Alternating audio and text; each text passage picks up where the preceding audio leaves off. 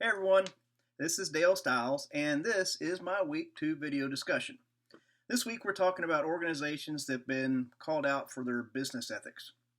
This past week, Twitter was hacked on a massive scale, and they claimed that some accounts had personal data stolen. At least 130 accounts had been targeted, and of those, 45 accounts were successfully breached. So, what does this have to do with business ethics? Well, the attackers successfully manipulated a small number of employees and used their credentials to access Twitter's internal systems. What? By trade, I'm an IT professional.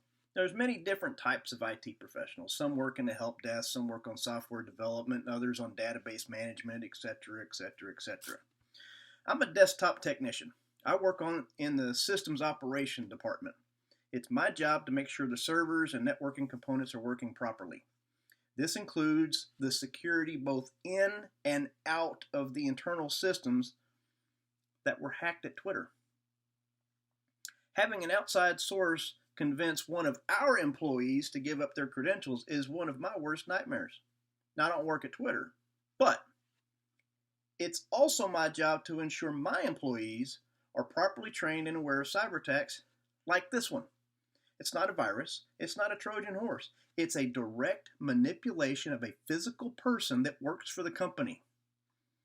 It's the worst possible kind because it gives direct access to internal files. It's completely undetectable by the IT department or upper level management. No one knows that the breach has occurred until the hackers have gotten everything they want. And it's literally a complete breakdown of security on all levels. In our reading this week, we learned that unethical behavior leads to a variety of long-term problems for the company. For one, I would have to believe that Twitter would have some sort of an SLA, which is a service level agreement, with partners and investors. In my company, our SLAs are with banks and loan departments and lots of big money. So, we don't determine our SLAs. The banks sign a contract with us, and some of their requirements are these SLAs. They're service level agreements. You will do this to protect us. And we have to sign that, and we have to abide by it. These SLAs determine what can and cannot be shared with the outside world about internal business practices and a whole lot of other stuff like security. So, to quote Frisch, in 2005, the micro effects of unethical behavior include commitments not honored, that's these SLAs, lack of internal trust, lack of trust in supplier relations, lack of trust in customer relations, and lack of trust in employee relations. Going down this short list, I can think of several trusts that have been broken in this fiasco, and it is a fiasco.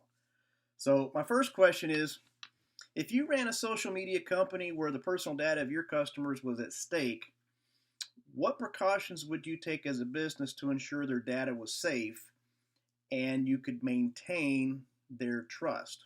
Now, this isn't an IT question per se. If you're a computer geek, go ahead and address it from that perspective. But, mostly just think of it as a CEO kind of a thing.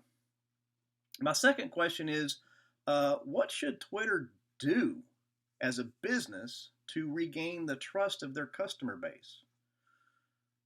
That's going to be a good one. All right. That's all for this week. I appreciate your time, and I'll see you in the comments.